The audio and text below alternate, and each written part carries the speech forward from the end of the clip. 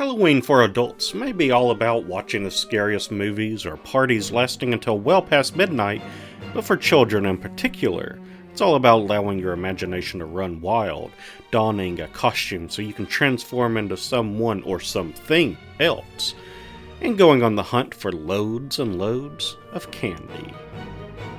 Costume Quest by Double Fine Productions taps into all of those adolescent desires to bring a colorful, charming, and at times heart-pounding RPG that is enjoyable for the kiddos and adults alike. Before I dive into this review, I must note that I encountered a game-breaking bug towards the end and had to restart my adventure. Thus, I initially played on the PlayStation 3 and subsequently restarted on the PC.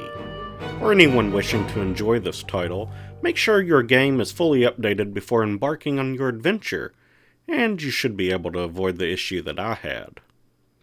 On Halloween night, fraternal twins Reynold and Ren are excited to go on their first trick-or-treat excursion in their new neighborhood. The player will choose which of the two siblings to control, although this choice is arbitrary to gameplay. After putting on their costumes, the player character disguised as a robot, and the other a harmless piece of candy corn. The twins proceed to go door to door, filling their bags with candy as they go. But not long into their outing, however, a real-life goblin with a sweet tooth mistakes the non-player sibling as a giant piece of candy and snatches them in their grubby mitts.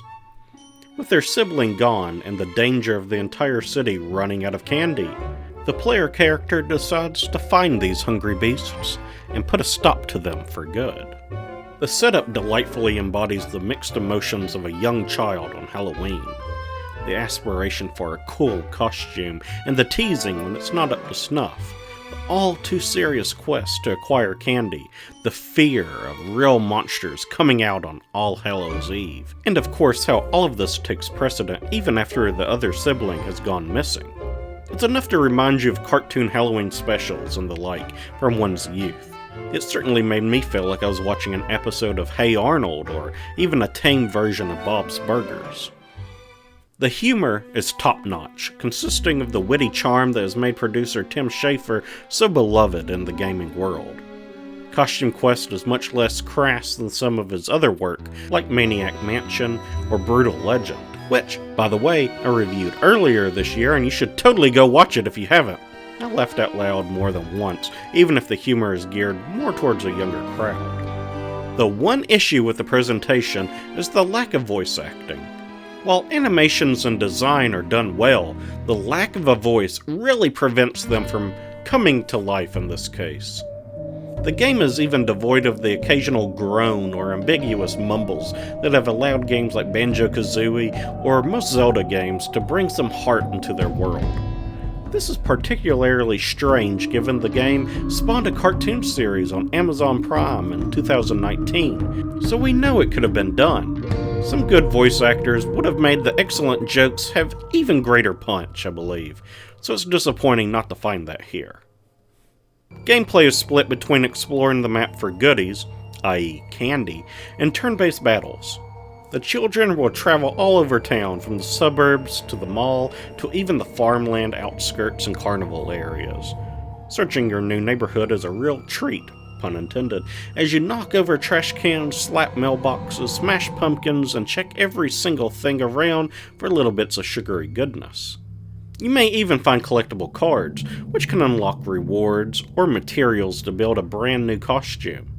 The player will most often receive the largest amount of candy by knocking on doors, and residents will often dump bucket loads of sweets into the player's bag. It's thrilling, waiting to see if it's a normal human behind the door, ready to reward the player, or if it's an evil grubbin who will pounce on the player and initiate battle. There are a little over half a dozen outfits to wear, and they change more than just your appearance. Each suit has an ability that can be utilized outside of combat in order to aid you in exploring. The Knight, for example, can use his shield to protect from things falling above, while the Spaceman can use his light-up saber to illuminate dark areas. The best thing about these are the wide range of fantastical and hilarious costumes that you can wear, making for a truly unique experience. Some standard RPG figures are here, such as the knight, the ninja, and the robot, but what if you want to slay goblins as, say, Lady Liberty, or a French fry monster? Well, you can do that too. Combat is simple, yet fun and challenging should you let your guard down. Each costume comes with its own abilities to utilize, and players will acquire 2 party members to join their chosen sibling on their adventure. Each costume has 2 moves that you can employ to slay your foes, one standard and one special. Your basic attack will deal a moderate amount of damage, while the special can range from healing your party, to providing a shield of protection, to dealing massive damage to all foes. The special attack must be charged, however, and when you choose to employ it is often the key to victory. This forces a basic degree of strategy, and players that think it will all be a cakewalk may be surprised to see just how easily defeat can come should an action be used at the wrong time. Adding an extra degree to the battles are the small mini-games whenever an action is used. When attacking, the player may have to hit the correct button or spin the joystick to deal extra damage. Likewise, when the enemy is on the offensive, a random button will appear, and hitting it in the time given will minimize the amount of health points lost. Failing at just a few of these tasks can make all the difference. Fortunately, the game is very forgiving and will allow you to restart the battle from the beginning should you lose, and that generosity is excellent for new players. The last element of combat is the utilization of stamps. These are very much like the badges in the original Paper Mario game, in which equipping one onto a character will give them an additional boost.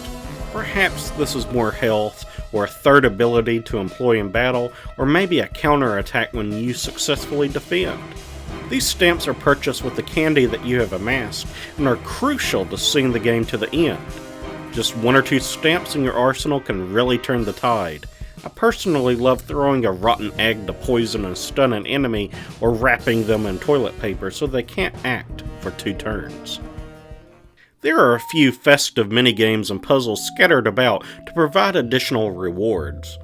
Bobbing for apples tasks the player with catching as many apples in their mouth within the time limit and avoiding the rotten ones with worms inside. A costume contest is being held in the mall, and the player must deduct which combination of 3 will win based on what appeals to the judges. These are nice diversions, but are few and far between. I would have loved to see more of this content to flesh out the game more, but what is here is still entertaining. The only real issue with Costume Quest is the repetitive nature of this rather short RPG. Most battles progress very similarly due to the few options available to you, and enemy variety isn't exactly exceptional. You will be doing battle with the same foes over and over again, thus the challenge of telegraphing their moves wears thin after meeting them once or twice. It doesn't break the game, but in crafting this review I realized the battles look like a carbon copy of each other. For some, Costume Quest may come across as baby's first RPG. The combat is simple, the graphics are childish, and the story is fairly basic. I don't want you to have that impression. While it's an excellent entry point for any gamer wanting to get into RPGs, veterans too will find a lot to enjoy given its charm and high fun factor. Its short runtime of approximately 6 hours also makes it a wonderful way to spend a long fall afternoon gearing up for a real night of trick-or-treating.